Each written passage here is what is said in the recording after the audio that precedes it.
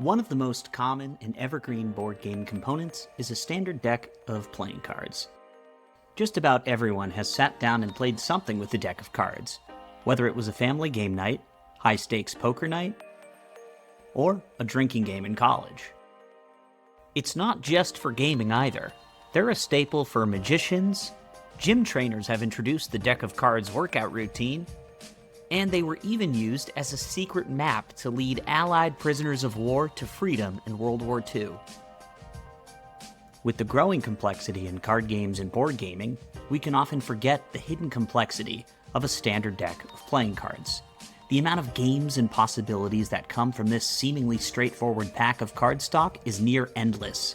Some games that either use a deck of cards or exclusively use a deck of cards are Blackjack, Go Fish, Cribbage, Texas Hold'em, Klondike, War, President, BS, Egyptian Rat Screw, Crazy Eights, Rummy, Hearts, Spades, Spider, 500, Old Maid, Whist, Speed, Spoons, My Ship Sails, Mao, Oh Hell, Euchre, All Fours, Bridge, Canasta, T-Shoot, Golf, and Pyramid.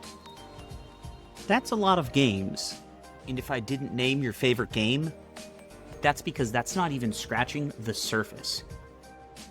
Even games that don't specifically use a traditional deck of playing cards are still inspired from this long lineage of card gaming dating back to the 9th century.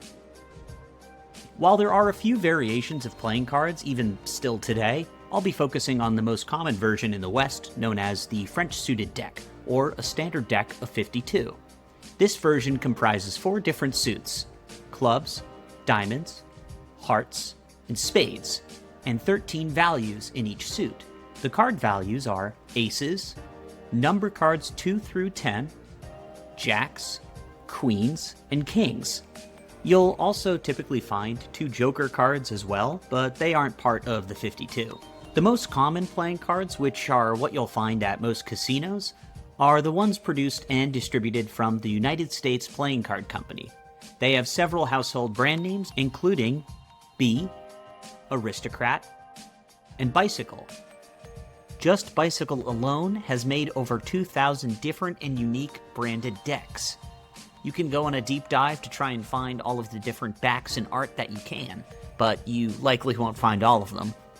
To understand how ingrained this has been in our culture and how much it still is today, Bicycle just celebrated their 140th anniversary this year, and the United States Playing Card Company reached a milestone of their own, producing 100 million decks last year alone. Most of these are produced with a combination of paper and a plastic coating, giving it that satisfying feel to hold, shuffle, or in some cases, throw aggressively. Whether you play one of the simpler games like Go Fish, or grind it out in casinos playing Texas Hold'em, we have to hand it to playing cards. There's a lot of depth to shuffle through. And boom. Just starting from the basics, what separates playing cards from other types of games and other components is that you can fully customize how a deck of cards looks. You'll find a deck of cards at pretty much any souvenir store in the world, at the pro shop for your favorite sports team, or as a prize at Dave & Buster's. The only through line you need between different decks of cards is having the value of the card and the suit. It's a language that anyone can understand, which is why so many different games are made throughout the world and shared amongst cultures. Even if you can't read the number, the visual representation on the card will tell you the value. If there is a 5 of spades, you'll see 5 spades on the card. The backs of the cards can be anything, as long as they're uniform throughout so you can avoid marking cards. Typically magicians do if they need to for their trick. The brilliance in having a more standardized set is the symmetry of a card. Whether you draw a card at one side of the table or another, you'll be able to read the card flawlessly. This is also why most casinos or tournament games will stick to one of the more commonly produced versions and brands. It sounds really standardized and simple. So why are there so many games with playing cards, and how is there so much variety? Are games all that different? It has to do with the makeup of the deck and the mathematics that go along with it. You can separate out a deck of playing cards in a lot of different ways to create different types of separation between them, leading to different mechanics in the rules of the game you're playing. The 4 suits give you an automatic grouping of 13 cards for each suit, and in some set-making games, you can even have some suits that are worth more. You have your numerical cards, your face cards, and the ace. The ace is a flexible card that can be used as a high, a low, or it is both a high or a low in something like poker, or a 1 or 11 in a game like blackjack. A card that can flex into different situations provides a great design space for gaming. Another default group of cards are the face cards.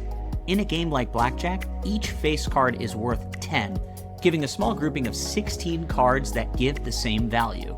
Some decks of cards will have jacks showing 2 eyes and jacks showing 1 eye. There's also the Suicide King, which is shown in some decks of cards as well. These all can give a rare effect in games. There's a lot of variety you can do by splitting up the cards into different groups, beyond just what's shown within a normal deck. You can even take certain cards out if you don't want to play with 2s, 3s, and 4s for some reason, if the game you're playing requires that, or combine 2 decks together to add more design space to the game. While 52 cards might not sound like it creates a lot of possibilities, pretty much every time you finish shuffling a deck of cards, it's the first time you're experiencing that order of cards. Because each card is unique, that means that every time you shuffle a deck of cards, you're shuffling 52 individual cards in a random order. I know it sounds kind of unbelievable that when you shuffle a deck of cards, that's the first time you ever have seen that order, but the amount of possibilities for a way a deck can be shuffled of 52 is 52 factorial, which is 52 times 51 times 50 and so on. When you do the math, looks like this, or in other words, is a really big number. So if you ever think a magician doing a card trick is guessing randomly, it's highly improbable, and makes it even more impressive. That also means that whatever game you're playing, each time you're playing it is the first time the game has been played out like that. This gives extra depth to each time you shuffle up and play.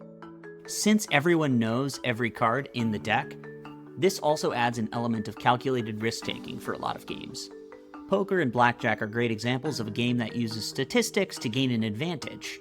Knowing what cards are out and what cards you have, along with the cards that could be in the deck, give fascinating game states. This is pretty much how blackjack works if you ever play it at a casino. The dealer has 1 card face down and 1 card face up. The basic strategy is you can assume that they have a 10 face down, and you hit or stay based on that. A lot of the depth that I'm talking about right now occurred to me when I was at a brewery playing one of my newest favorite games using cards, which is the English classic Cribbage. A friend of mine finally convinced me to play after being hesitant for so many years. I mean, after all, this game is from the 1700s. How interesting and how deep could it be? I was delighted to find it fun, addicting, and a great mix of luck and skill. While most cribbage experts say the game weighs heavier on luck than skill, there are a lot of interesting decisions that make this game endlessly replayable. Having it slightly more weighted towards luck means that beginners and less skilled players can often beat more skilled players, which makes it more enjoyable and more approachable for everyone.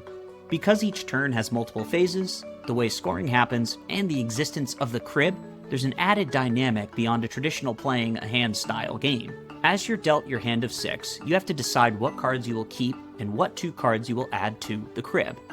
The crib becomes a 4-card hand that the dealer will get to score that round. Once you have your hands, starting with the non-dealer, you each take turns playing a card face up, add the cards together to count to 31, and reset after you reach that, or can't play any more cards without going over.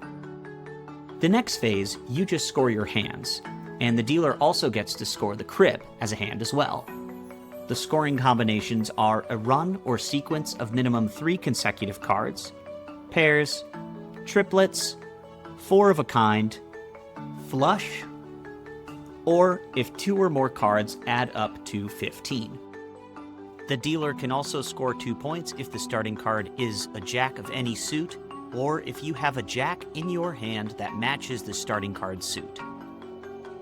Face cards are worth 10 in this game, and aces are worth 1. While it has a fairly standardized strategy, there are some subtleties to what cards you keep and what you want to give away. You want to give away high and low to prevent a run, and minimize giving away 5s to prevent the other from getting a 15. If you get the crib, that could also be a strategy to get a 15 for yourself in that hand, when you have a hand that would be higher scoring otherwise. It's similar to modern day drafting, as you're drafting 4 cards from a group of 6 and passing the rest of them. The counting portion also offers plenty of strategy and an element of bluffing. Putting down a 4 to bait your opponent to put down a 10 while you have an ace can get you 2 points when you add it up to 15. There can be different strategies of whether you start low or start high to maximize the points in this phase. One of the more unique and recognizable parts about Cribbage is the board. The board is a snake-style track that goes up to 121, which is the score you play up to. You have small pegs that you jump across to keep track of your score. The board also includes a "wow, you really suck" score. This adds on to the customization of a card game with custom cribbage boards and designs. You don't have to play with the traditional one, and there are different colors, different woods, and different designs. It just adds on to what you can customize to make your experience personal to you. Despite a lengthy history as one of the oldest gaming components that we can trace, playing cards just refuse to go away. Even today, we see new ways of cards being used in fun and interesting ways. New independent game designers are designing new card games that are essentially free to try because all you need is that deck of cards that pretty much everyone has. And if you're into roguelikes, you may be familiar with everyone's favorite twist on video poker in Balatro. Balatro is a delightful mix of traditional video poker and drawing on other types of cards like tarot cards. With creative jokers and ways to customize your deck both aesthetically and functionally, it shows how far you can go with such a simple and evergreen component like a deck of 52. If you want to learn more about card games or don't have anyone to play with in person, there is no shortage of websites, simulators, and phone apps to try out all sorts of classic games or remixed twists. Most of them are completely free, like Board Game Arena or cardgames.io. Or if you prefer a higher presentation, you can find specific games and remixes as well. There are so many more possibilities in games that can be achieved with just this deck, and I look forward to seeing what new phenomenon pushes us forward in playing card games. Now, if you excuse me, I'm still only about 60% of progress done on Balatro, so I have some runs to complete.